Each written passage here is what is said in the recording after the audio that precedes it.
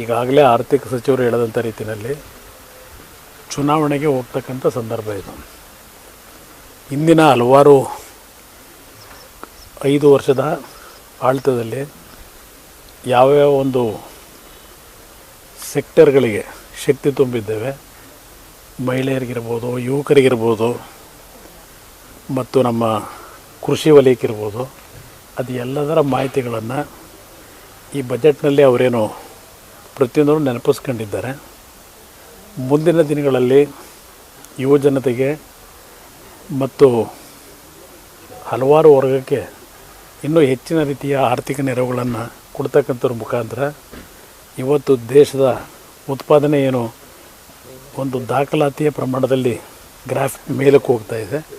ಅದನ್ನು ಪ್ರತಿ ಒಂದು ವರ್ಗದ ಜನತೆಯ ಕಲ್ಯಾಣಕ್ಕೆ, ಜನತೆಯ ಒಂದು ಅಭಿವೃದ್ಧಿಗೆ, ಅವರ ನಿರೀಕ್ಷೆಗಳಿಗೆ ನಾವು ಕಾರ್ಯಕ್ರಮಗಳ ರೂಪಿಸ್ತೀವಿ ಅಂತಕ್ಕಂಥದ್ದಕ್ಕೆ ಒಂದು ಮುಂದಿನ ಪೂರ್ಣ ಪ್ರಮಾಣದ ಒಂದು ಬಜೆಟನ್ನು ಮಂಡನೆ ಮಾಡ್ತಕ್ಕಂಥದ್ದಕ್ಕೆ ಸಿದ್ಧತೆ ಯಾವ ರೀತಿ ಮಾಡಿದ್ದೇವೆ ಅಂತಕ್ಕಂಥ ಒಂದು ಮಧ್ಯಮ ವರದಿಯನ್ನು ಬಿಡುಗಡೆ ಮಾಡಿದ್ದಾರೆ ಬಜೆಟನ್ನು.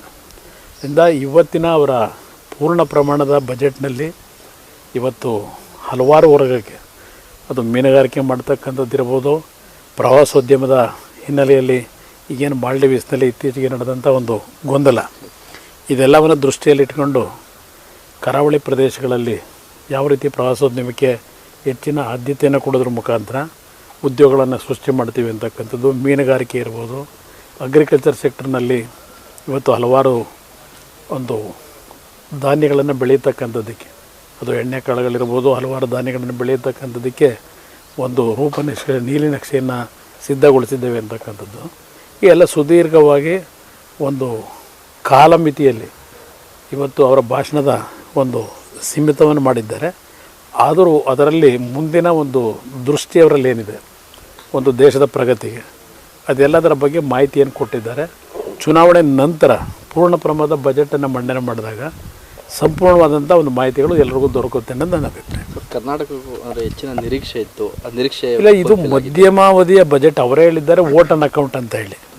ಅದೆಲ್ಲವನ್ನು ಸುದೀರ್ಘವಾಗಿ ಈ ಒಂದು ವಿಷಯದಲ್ಲಿ ಇವತ್ತಿನ ಬಜೆಟಲ್ಲಿ ಮಂಡನೆ ಮಾಡಿಲ್ಲ. ಅವ್ರು ಏನು ಹೇಳಿದ್ದಾರೆ, ಇದು ಮಧ್ಯಮ ಒಂದು ಬಜೆಟ್ ಅಂತಕ್ಕಂಥದ್ದು, ಮಧ್ಯಮಾವಧಿ ಬಜೆಟ್ ಅಂತ ಹೇಳಿ ಅವರೇ ಹೇಳಿದ್ದಾರೆ. ಮೊದಲು ಇದು ವೋಟ್ ಆನ್ ಅಕೌಂಟ್ ತೊಗೋತೀವಿ ಅಂತೇಳಿ. ಬಹುಶಃ ಮುಂದೆ ಚುನಾವಣೆ ನಂತರ ಕರ್ನಾಟಕದ ಹಲವಾರು ಸಮಸ್ಯೆಗಳು ನನಗೂ ಗೊತ್ತಿದೆ, ಏನೇನು ಎಲ್ಲಿ ನಮಗೆ ಅನ್ಯಾಯ ಆಗಿದೆ ಅಂಥೇಳಿ.